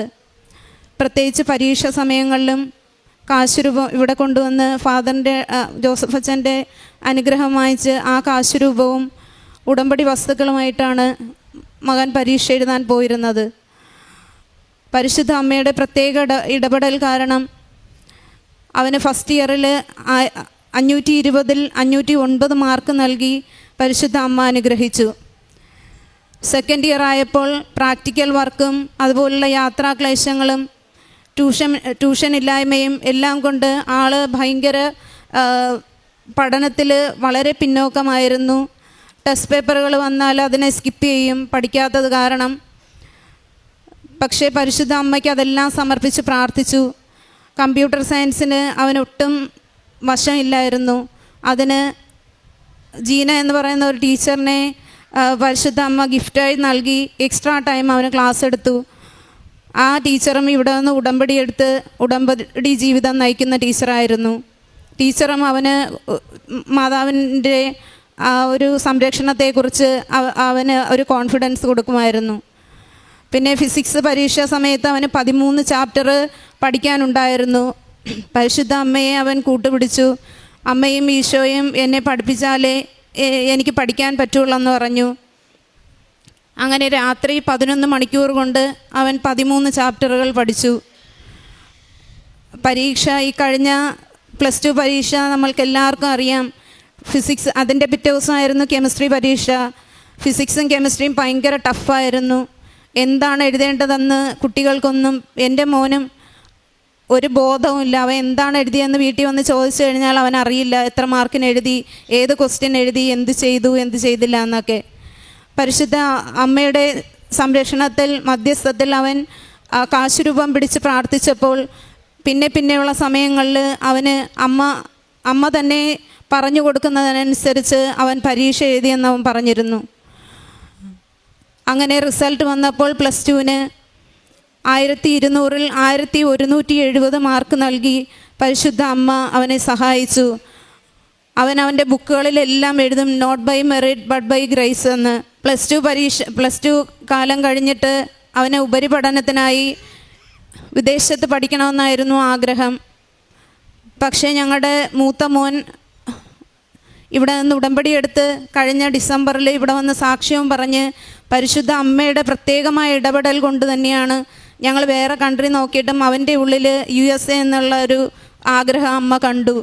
വിത്തിൻ 1 മന്ത് വളരെ പെട്ടെന്ന് അവൻ്റെ കാര്യങ്ങളെല്ലാം അമ്മ റെഡിയാക്കി. ഇവിടെ നിന്ന് തന്നെയാണ് സാക്ഷ്യം പറഞ്ഞിട്ട് അവൻ പോയത്. ജോസഫ് അച്ഛൻ പറയുന്നത് പോലെ ഉടമ്പടി എടുത്തവർക്ക് യേശു നൽകുന്ന വാഗ്ദാനമാണ്, നിനക്ക് മുമ്പേ എൻ്റെ ദൂതനെ അയച്ച് നിനക്ക് വേണ്ടതെല്ലാം ഞാൻ ക്രമീകരിക്കുമെന്ന്. അതുപോലെ തന്നെ അവൻ അവിടെ ചെന്നപ്പോൾ അപരിചിതമായ ആ സ്ഥലത്ത് അവന് വേണ്ടി പരിശുദ്ധ അമ്മയും ഈശോയും അവന് വേണ്ട കാര്യങ്ങളെല്ലാം ചെയ്തു കൊടുക്കാനുള്ള ആൾക്കാരെ അവിടെ ക്രമീകരിച്ചിരുന്നു. അപ്പോൾ ഈ മകനും അവന് ഒരു വർഷം പഠിക്കുന്നതിന് 24 ലക്ഷം രൂപ വേണം, 4 വർഷം പഠിക്കണം. പിന്നെ ഞങ്ങളുടെ ഒരു പുതിയ ഭവനം മാതാവ് തന്നു, വാഹനങ്ങളെടുത്തു, അങ്ങനെ ഒരുപാട് ബാധ്യതകളുണ്ട്. അതിൻ്റെ ഇടയിലാണ് ഈ മകനും അവിടെ പഠിക്കണമെന്നുള്ള ആഗ്രഹം പറയുന്നത്. പരിശുദ്ധ അമ്മയുടെ കൃപയാൽ മൂത്ത മകനേക്കാളും കൂടുതൽ മാർക്ക് ഈ മകനുണ്ട്. അപ്പോൾ അവന് ആ ആഗ്രഹം പറയുമ്പോൾ നമുക്ക് അത് സാധിച്ചു കൊടുക്കാതിരിക്കാൻ പറ്റില്ല. പക്ഷേ ഞങ്ങളെല്ലാവരും ആകെ വിഷമത്തിലായി. പക്ഷേ പരിശുദ്ധ അമ്മയുടെ മധ്യസ്ഥതയിൽ ഈശോയോട് ഉടമ്പടി ചെയ്തിട്ടുള്ള എനിക്ക് ആ ഒരു വിശ്വാസം ഞാൻ കൈവിട്ടില്ല. അമ്മയോട് ഞാൻ ഉടമ്പടി പുതുക്കിയപ്പോൾ വന്ന് നിയോഗം വെച്ച് പ്രാർത്ഥിച്ചു, അമ്മേ, not by merit but by grace, ഞങ്ങൾ നിസ്സഹായരാണ്. ഈ അവസ്ഥയിൽ ഈ മകനെ പഠിപ്പിക്കാനുള്ള സാമ്പത്തിക ശേഷിയൊന്നും ഞങ്ങൾക്കില്ല. അവനെടുത്തിരിക്കുന്ന കോഴ്സ് ആർട്ടിഫിഷ്യൽ ഇൻ്റലിജൻസ് വിത്ത് മെഷീൻ ലേണിംഗ് ആണ്. അത് എല്ലാ കോളേജുകളിലും ഇല്ല. ഉള്ളിടത്ത് അന്വേഷിച്ചപ്പോൾ ഒരു വർഷം തന്നെ 67 ലക്ഷം രൂപ വേണം. അങ്ങനെ 4 വർഷം പഠിക്കണം. അപ്പോൾ 2.5 കോടിയോളം രൂപയാകും അത്. അപ്പോൾ അമ്മയുടെ കയ്യിൽ ഞാൻ അതെല്ലാം സമർപ്പിച്ചു. അമ്മ തന്നെയാണ് ഇതിനൊരു പരിഹാരം കണ്ടെത്തേണ്ടതെന്ന്. ഞാൻ ഉടമ്പടിയിലാണ് ജീവിക്കുന്നത്. പരിശുദ്ധ അമ്മ ആ അപേക്ഷ സ്വീകരിച്ചുകൊണ്ട് ഇതിൻ്റെ അപ്ഡേഷൻസൊക്കെ, അതായത് മൂത്ത മോൻ പോയപ്പോഴും എൻ്റെ ജീവിത പങ്കാളിയാണ് ഫോണിൽ സെർച്ച് ചെയ്യുമ്പോൾ അമ്മ അതിനുള്ള വെളിപ്പെടുത്തലുകൾ ജീവിത പങ്കാളിക്ക് കൊടുക്കുന്നത്. ഇപ്പോഴും ജീവിത പങ്കാളി വേറൊരു കൺസൾട്ടൻസിയിൽ ഫോണിൽ കണ്ട് അവരോട് കണക്ട് ചെയ്തപ്പോൾ അവരുമായി കാര്യങ്ങൾ അന്വേഷിച്ചപ്പോൾ ഭാരലഹത്വത്തിൻ്റെ അമ്മ 67 ലക്ഷത്തിൽ നിന്ന് 1 വർഷത്തേക്കുള്ള പഠനം 13 ലക്ഷം രൂപയായി കുറച്ച് തന്നു. അങ്ങനെ എൻ്റെ ഈ മകൻ നാളെ കഴിഞ്ഞ് മറ്റന്നാൾ, അതായത് പരിശുദ്ധ അമ്മയുടെ ദിവസം ശനിയാഴ്ച 4-ാം തീയതി ഇവിടെ നിന്ന് പഠിക്കാനായിട്ട് പോവുകയാണ്. അമ്മയുടെ പ്രത്യേക അനുഗ്രഹത്തിൽ ഈശോയിൽ നിന്ന് വാങ്ങിത്തന്ന കൃപയാണെന്ന് ഞങ്ങൾ മനസ്സിലാക്കുന്നു. അമ്മയ്ക്കും ഈശോയ്ക്കും 1000 കോടി നന്ദി പറയുന്നു. അടുത്ത 20 വർഷത്തിലധികമായി എനിക്ക് മൈഗ്രെയിൻ ഉണ്ടായിരുന്നു. പക്ഷേ ഞാൻ എൻ്റെ ആവശ്യങ്ങളൊന്നും മാതാവിനോട് വയ്ക്കാറില്ല. കഴിഞ്ഞ 5ാമത്തെ ഉടമ്പടി പുതുക്കലിന് മുകളിലിരുന്ന ഒരു ബ്രദർ എന്നോട്, ഞാൻ അന്ന് മൈഗ്രെയിൻ കൊണ്ട് ഭയങ്കര വൊമിറ്റ് ചെയ്ത് എനിക്ക് ക്യൂവിലൊന്നും നിൽക്കാൻ പറ്റാതെ എവിടെയെങ്കിലും ഒന്ന് ഇരുന്നാൽ മതി, ആ ഒരു അവസ്ഥയിലാണ് ക്യൂവിൽ നിന്നത്. എന്നിട്ട് ബ്രദർ എന്നോട് ചോദിച്ചു, മോൾ എന്തോ അലർജി ഉണ്ടല്ലോ എന്ന് ചോദിച്ചു. അപ്പോൾ ഞാൻ പറഞ്ഞു, ബ്രദർ അലർജി അല്ല, എനിക്ക് മൈഗ്രെയിൻ ബുദ്ധിമുട്ടായത് കാരണം എനിക്ക് നിൽക്കാൻ പറ്റുന്നില്ല എന്ന് പറഞ്ഞു. അപ്പോൾ ബ്രദർ എന്നോട് പറഞ്ഞു, മോൾ ഉടമ്പടിയില്ലല്ലേ, അതിൽ നിന്ന് നിനക്കൊരു മോചനം വേണ്ടേ, അമ്മയോട് നീ പറ എന്ന് പറഞ്ഞു. എന്നിട്ട് ഞാൻ ഇവിടെ വന്ന് അമ്മയുടെ അടുത്ത് നിന്നതേ ഉള്ളൂ. ഇവിടെ പുറത്തിറങ്ങിയപ്പോൾ ഞാൻ ഭയങ്കരമായിട്ട് വൊമിറ്റ് ചെയ്തു. പക്ഷേ അതിനുശേഷം മൈഗ്രെയിൻ ഉള്ളവർക്കറിയാം അതിൻ്റെ ബുദ്ധിമുട്ട് എന്താണെന്ന്. അതിനുശേഷം പരിശുദ്ധ അമ്മയുടെ കൃപയാൽ എനിക്ക് ആ ഒരു ബുദ്ധിമുട്ട് വന്നിട്ടില്ല. പിന്നെ അടുത്ത് പറയേണ്ടത് പ്രപഞ്ച പ്രകൃതിയുടെ അമ്മയാണ് നമ്മുടെ കൃപാസന അമ്മ. എൻ്റെ വീട്ടിൽ മാവും പ്ലാവും ഒക്കെ പൂക്കാതെയും കായ്ക്കാതെയും നിന്നു. പരിശുദ്ധ അമ്മയുടെ ഉടമ്പടി ഉപ്പിട്ട് വിശ്വാസ പ്രമാണം ചൊല്ലി ഞാൻ പ്രാർത്ഥിച്ചപ്പോൾ അതിൽ മറ്റുള്ളവരെ അതിശയിപ്പിക്കുന്ന തരത്തിലുള്ള ഫലങ്ങളാണ് പരിശുദ്ധ അമ്മ തന്നത്. ഫലങ്ങൾ തന്നെന്ന് മാത്രമല്ല, ആ ഫലങ്ങൾക്ക് ഇരട്ടി മധുരമാണ് ഉണ്ടായിരുന്നത്. ഞാൻ മറ്റുള്ളവർക്ക് അത് ഷെയർ ചെയ്യുമ്പോൾ അവരോട് പറയും, പരിശുദ്ധ അമ്മ കൃപാസന അമ്മയുടെ ഗിഫ്റ്റാണിതെന്ന്. അവർ പറയുകയും ചെയ്യും, ഈ ചക്കയ്ക്ക് അല്ലെങ്കിൽ ഈ മാങ്ങയ്ക്ക് ഒരു പ്രത്യേക ടേസ്റ്റാണെന്ന്. അതുപോലെ തന്നെ എൻ്റെ വീട്ടിലെ പട്ടി റോഡ് വീലർ, അതിന് വയ്യാണ്ടാവുമ്പോൾ ഞാൻ മാതാവിൻ്റെ ഉടമ്പടി തൈലം കൊണ്ട് വിശ്വാസ പ്രമാണം ചൊല്ലി എൻ്റെ നെറ്റിയിൽ കുരിശ് വരച്ചു കൊടുക്കും. പിന്നെ അത് ഭക്ഷണം കഴിക്കാൻ തുടങ്ങും. ഇതെല്ലാം അമ്മ പ്രപഞ്ച പ്രകൃതിയുടെ അമ്മയാണെന്ന് വെളിപ്പെടുത്തുന്ന അടയാളങ്ങളാണ്. പിന്നെ എൻ്റെ വീട്ടിൽ ആർക്കെന്ത് ബുദ്ധിമുട്ട് വന്നാലും, ബന്ധുക്കൾക്കായാലും ആരെങ്കിലും എന്നോട് പ്രാർത്ഥനാ സഹായം അല്ലെങ്കിൽ സുഖമില്ലെന്ന് പറഞ്ഞു കഴിഞ്ഞാൽ ഈ അമ്മയുടെ വിശുദ്ധ വസ്തുക്കൾ ഉപയോഗിച്ച് ഞാൻ അവർക്ക് പ്രാർത്ഥിക്കുമ്പോൾ അതിൻ്റേതായ മാറ്റങ്ങൾ അവർക്ക് കിട്ടാറുണ്ട്. അതിന് അമ്മയ്ക്കും ഈശോയ്ക്കും 1000 നന്ദി പറയുന്നു. പിന്നെ ലക്ഷങ്ങളുടെ ആവശ്യങ്ങളാണ് ഓരോ മാസവും എൻ്റെ കുടുംബത്തിനുള്ളത്. ഞാൻ ഉടമ്പടിയിൽ ജീവിച്ചു കഴിഞ്ഞപ്പോൾ പരിശുദ്ധ അമ്മ ഏത് വിധത്തിലും എവിടെ നിന്നായാലും ആ ആവശ്യ സമയത്ത് ഞങ്ങളുടെ ആവശ്യങ്ങളിൽ ഞങ്ങൾ സങ്കടപ്പെടാതെ ബുദ്ധിമുട്ട് ഉണ്ടാകാതെ ആരെങ്കിലും വഴി ഏതെങ്കിലും വിധത്തിൽ ഞങ്ങളുടെ ആവശ്യങ്ങളെല്ലാം നടന്നു പോകാറുണ്ട്. പിന്നെ പ്രേക്ഷിത പ്രവർത്തനം ഞാൻ ചെയ്യുന്നത് എല്ലാ മാസവും 3 കെട്ട് പത്രം വാങ്ങും. മാത്രമല്ല കുരിശടിയിലും ഈ കഴിഞ്ഞ ആഴ്ചയും ഞങ്ങളുടെ നാട്ടിലെ കുരിശടിയിൽ 1 കെട്ട് പത്രം ഇരുന്നു. ഞാൻ അതെടുത്തുകൊണ്ട് വന്ന് അമ്മയോട് പറഞ്ഞു, അമ്മേ എനിക്ക് ഈ പത്രം കൊടുക്കുന്നതിൽ കുഴപ്പമില്ല, പക്ഷേ അപ്പായുടെ മഹത്വത്തിന് വേണ്ടി ഏത് കരങ്ങളിലാണോ ഇതെത്തേണ്ടത് അവിടെ അമ്മ എന്നെ എത്തിക്കണമെന്ന്. അതിൻ്റെ പിറ്റേ ദിവസം എൻ്റെ ഈ മകൻ അടുത്ത പള്ളിയിൽ 1 കെട്ട് പത്രം ഇരുന്നെന്ന് പറഞ്ഞെടുത്തുകൊണ്ട് വന്നു. അതും ഞാൻ മാതാവിനെ സമർപ്പിച്ചുകൊണ്ട് അതും കൊണ്ട് കൊടുത്തു. പിന്നെ എൻ്റെ മക്കളെയും ഞാൻ പ്രേക്ഷിത പ്രവർത്തനത്തിനായി പത്രം കൊടുക്കാനായി കൊടുത്തേക്കാറുണ്ട്. അതെനിക്ക് മടിയായത് കൊണ്ടല്ല, അവരും യേശുവിൻ്റെ സാക്ഷികളായി ജീവിക്കണമെന്ന് ഞാൻ ആഗ്രഹിക്കുന്നത് കൊണ്ടാണ്. ഈ കഴിഞ്ഞ മുമ്പിലത്തെ മാസം ഞങ്ങൾ 2 പേരും കൂടെ പത്രം കൊടുക്കാൻ പോയപ്പോൾ ഒരു മുസ്ലിം ഏരിയയിലാണ് പോയത്. അപ്പോൾ ഒരാൾക്ക് പത്രം കൊടുത്തപ്പോൾ അയാൾ ചോദിച്ചു എത്ര കിട്ടും എന്ന്. അപ്പോൾ ഞാൻ പറഞ്ഞു, എന്ത് ഈ പത്രം കൊടുക്കുന്നതിന് എത്ര രൂപ ശമ്പളം കിട്ടുമെന്ന്. അപ്പോൾ ഞാൻ അടുത്തിരുന്ന ഒരാൾ പറഞ്ഞു, വല്ല നക്കാപ്പിച്ചയും കിട്ടുമായിരിക്കുമെന്ന്. ഞാൻ പറഞ്ഞു, എനിക്ക് നക്കാപ്പിച്ചയും വലിയ കാര്യങ്ങളും എനിക്ക് സാധിച്ചു തരുന്നത് എൻ്റെ യേശുവപ്പനും പരിശുദ്ധ അമ്മയുമാണ്, കൃപാസന അമ്മയുമാണ്. അതുകൊണ്ട് എൻ്റെ പ്രതിഫലം അവർ തരും എന്ന്. അങ്ങനെ ചിലർക്ക് പത്രം കൊടുക്കുമ്പോൾ വാങ്ങാറില്ല. എന്നാലും എനിക്കുള്ള അനുഭവങ്ങൾ, എൻ്റെ കുടുംബത്തിന് കിട്ടിയ അനുഭവങ്ങളൊക്കെ പറഞ്ഞാണ് ഞാൻ പത്രം കൊടുക്കാറുള്ളത്. അവരെയും ക്രിസ്തുവിൻ്റെ സാക്ഷികളാക്കി മാറ്റണമേ എന്ന് പ്രാർത്ഥിച്ച് വിശ്വാസ പ്രമാണം ചൊല്ലി വീട്ടിൽ നിന്ന് ഉടമ്പടി തൈലം എടുത്ത് പത്രങ്ങളിലൊക്കെ കുരിശ് വരച്ച് പോകുന്ന വഴിക്കൊക്കെ വിശ്വാസ പ്രമാണമോ കൊന്തയോ ചൊല്ലിയാണ് 2 വീലറിൽ ഞാൻ പത്രം കൊടുക്കാൻ പോകുന്നത്. പിന്നെ ദിവസമുള്ള ദിവ്യബലി മുടങ്ങാറില്ല. 2 ആഴ്ചയിലൊരിക്കൽ കുമ്പസാരിക്കും. ഞങ്ങളുടെ നാട്ടിൽ മാസത്തിലൊരിക്കലാണ് കുമ്പസാരമുള്ളത്. ഞാൻ അച്ഛനോട് കുമ്പസാരം പോയി ചോദിക്കും. ഡെയിലി ബ്രെഡ് കണ്ട് ഷെയർ ചെയ്യും. സാക്ഷ്യങ്ങൾ എല്ലാ ട്യൂസ്ഡേയും ഉള്ള അച്ഛൻ്റെ ധ്യാനം കൂടും.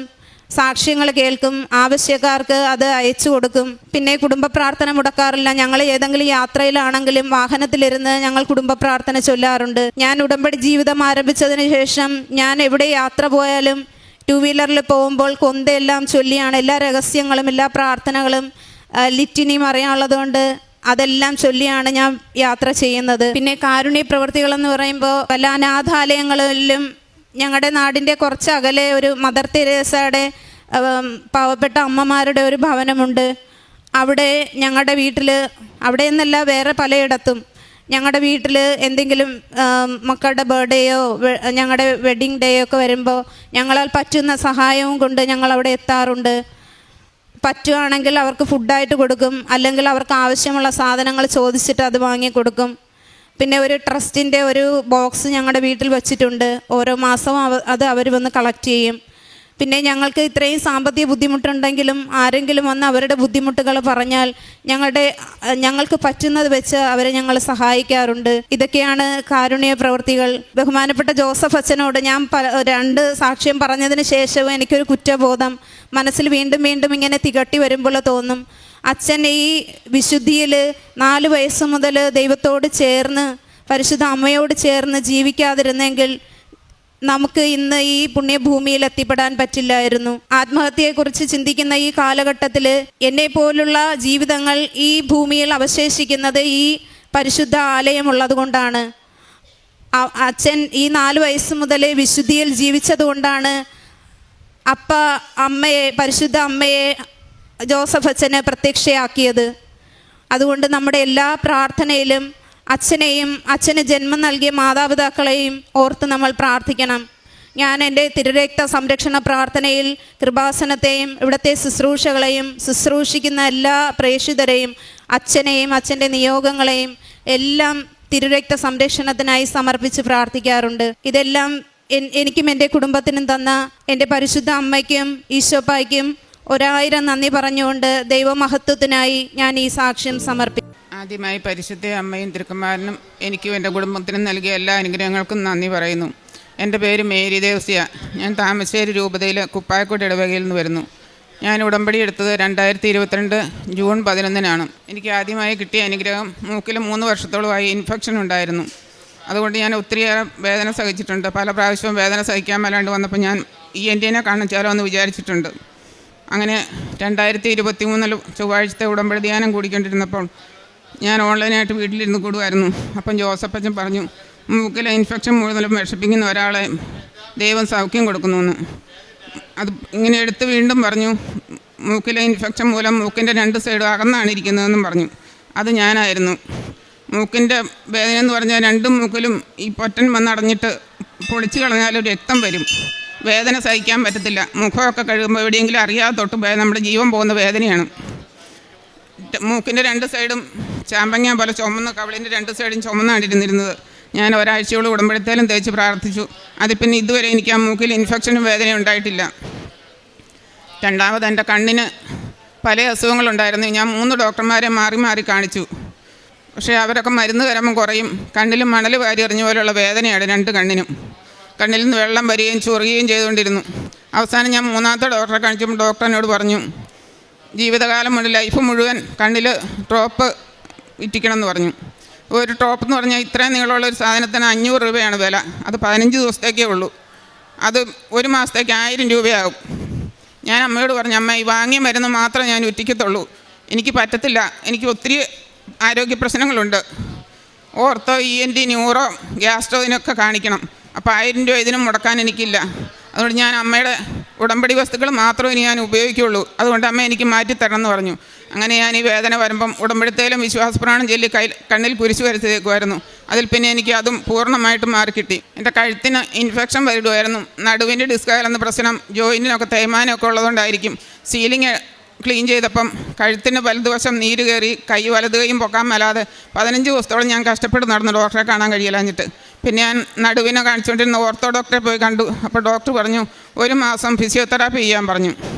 ഞാൻ അന്നേരം തന്നെ ഞെട്ടിപ്പോയി. 1 മാസം ഫിസിയോതെറാപ്പി ചെയ്യാൻ എനിക്ക് പറ്റത്തില്ല. ഞാൻ അമ്മയോട് പറഞ്ഞു, അമ്മ ഞാൻ 7 ദിവസത്തിൽ കൂടുതൽ ചെയ്യത്തില്ല, പിന്നെ ഞാൻ അമ്മയുടെ ഉടമ്പടി വസ്തുക്കൾ മാത്രമേ ഉപയോഗിക്കുള്ളൂ എന്ന് പറഞ്ഞു. അങ്ങനെ ഞാൻ 7 ദിവസം ചെയ്തിട്ട് 7ാം ദിവസം മുതൽ അമ്മയുടെ ഉടമ്പടി ഉപ്പും തൈലവും മിക്സ് ചെയ്ത് കഴുത്തിന് പുരട്ടി.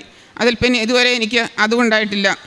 ഞാൻ കാരുണ്യ പ്രവർത്തനമായിട്ട് എൻ്റെ ഇളയ മകന് 400 രൂപയോളം ചുരിയ തുച്ഛമായ വരുമാനമുള്ള, അതിൽ നിന്ന് മാസത്തിൽ 10 കിലോ അരി, സോപ്പ് പൊടി, സോപ്പ് അങ്ങനെയുള്ള സാധനങ്ങളൊക്കെ മേടിച്ച് 3-4 പ്രാവശ്യം ഓർഫനേജിൽ കൊണ്ടുപോയി കൊടുത്തു. പിന്നെ പ്രായമായ അമ്മച്ചിമാരെ അവിടെ പോയി എനിക്ക് നടുവിന് ഡിസ്കിനൊക്കെ കംപ്ലൈൻ്റ് ഉള്ളതുകൊണ്ട് ഞാൻ അമ്മയോട് പറയും, അമ്മേ വീട്ടിൽ വന്ന് എന്നെ കിടപ്പാൻ അമ്മ അനുവദിക്കരുതെന്ന് പറഞ്ഞ് പ്രാർത്ഥിച്ചിട്ടാണ് പോകുന്നത്. അപ്പോൾ അവരെ കുളിപ്പിക്കുകയും തോർത്തുകയും അവരുടെ യൂറിൻ ബാഗ് ക്ലീൻ ചെയ്ത് കൊടുക്കുകയൊക്കെ ചെയ്യും.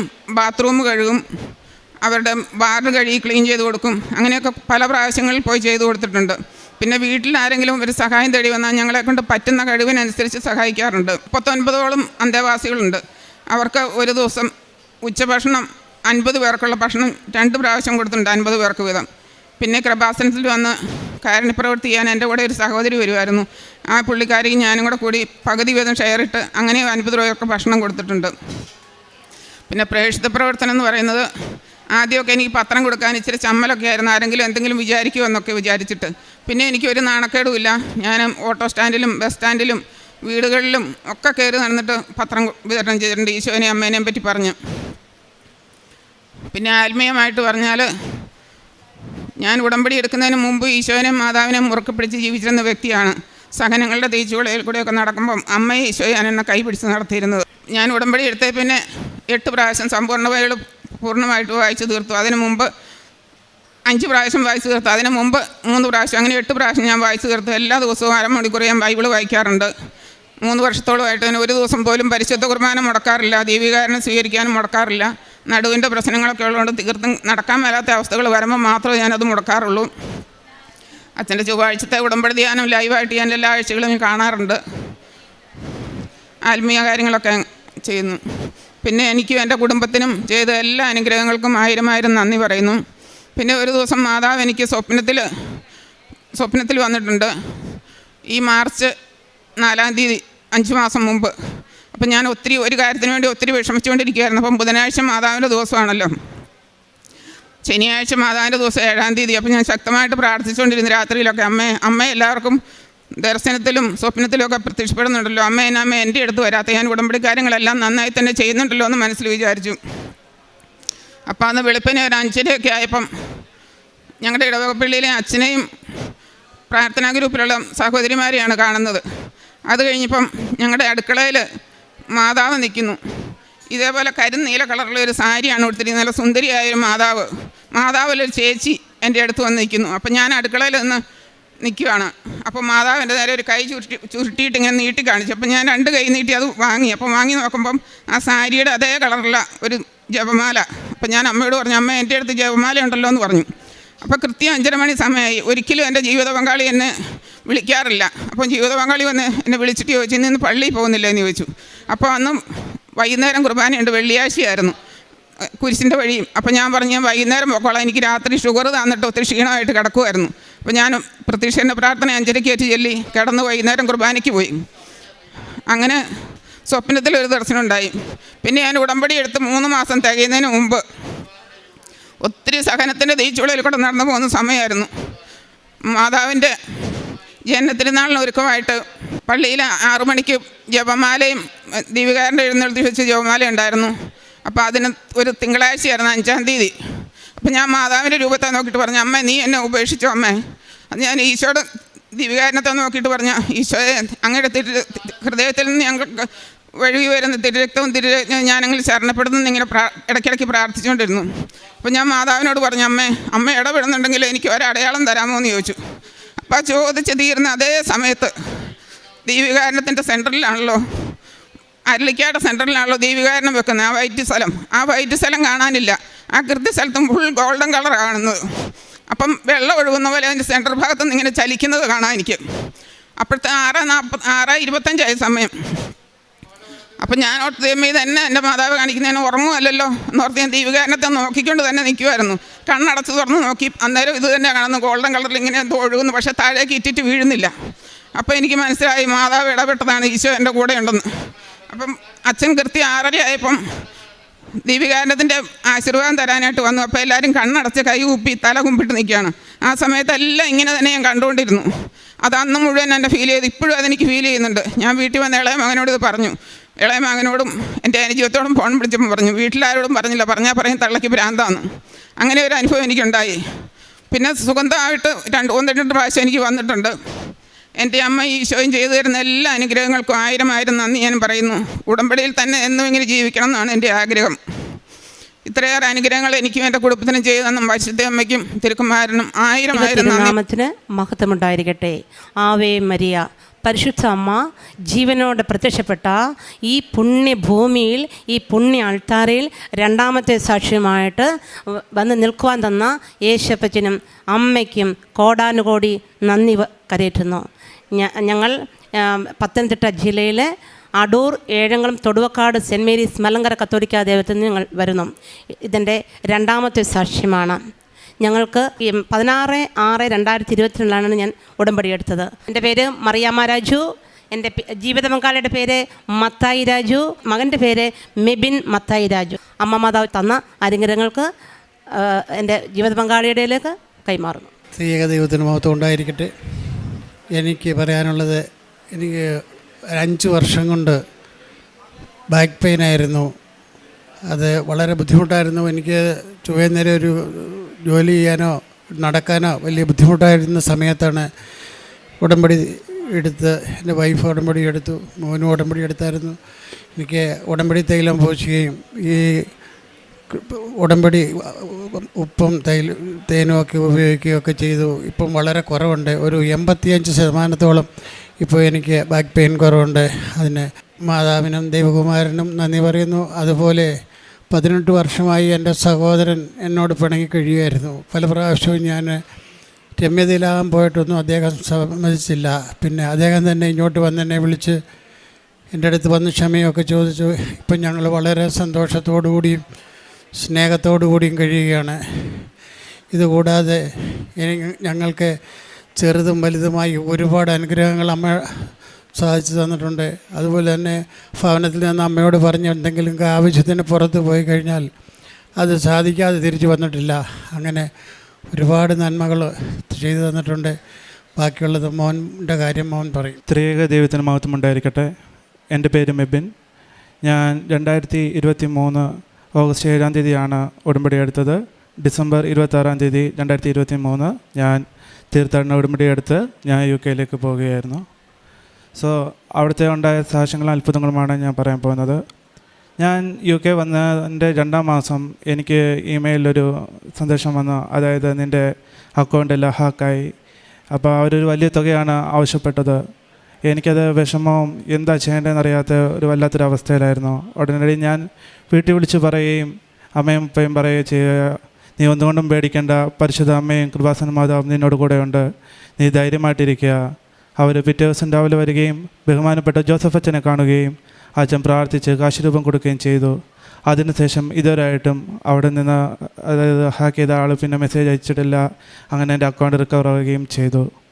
രണ്ടാമത്തേന്ന് വെച്ചാൽ എനിക്ക് UK ബസിലിക്ക പള്ളി, വാൾസിംഗ്ഹാം ബസിലിക്ക പള്ളിയിൽ കത്തോലിക്ക പള്ളിയുടെ അഭിമുഖത്തിലുള്ള പദയാത്രയിൽ അമ്മയോടും ഈ തിരുക്കുമാരൻ്റെ കൂടെയുള്ള പേടകം വഹിക്കാനുള്ള ഭാഗ്യം കിട്ടിയതിന് നന്ദി പറയുന്നു.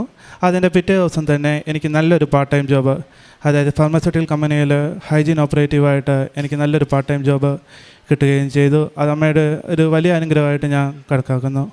മൂന്നാമതായിട്ട് ഞാൻ UK പഠിക്കാനാണ് പോയത്. എൻ്റെ ഒരു സെമ്മിൽ ഒരു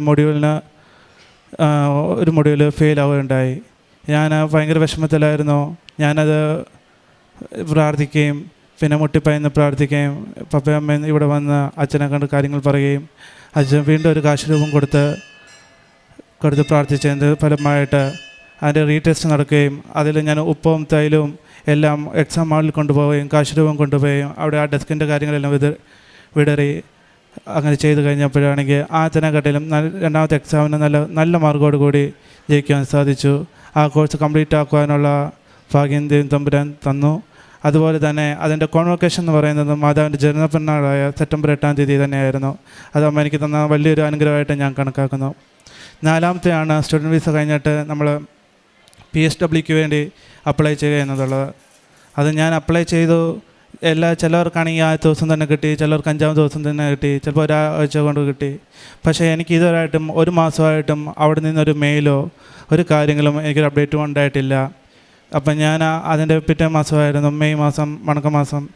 അപ്പോൾ നിയമങ്ങൾക്ക് വേണ്ടിയിട്ട് ഇവിടെ മെയ് 10-ന് തന്നെ 10-ാം തീയതിയിലുള്ള നിയമത്തിൽ എൻ്റെ കാര്യങ്ങൾ സമർപ്പിക്കുകയും കറക്റ്റ് മെയ് 10 രാവിലെ ഒരു 5:45 ഞാൻ ഫോൺ എടുത്ത് നോക്കുമ്പം എനിക്ക് PSW ഗ്രാൻഡ് ആകുകയും 2 വർഷത്തേനുള്ള വിസ കിട്ടുകയും ചെയ്തു.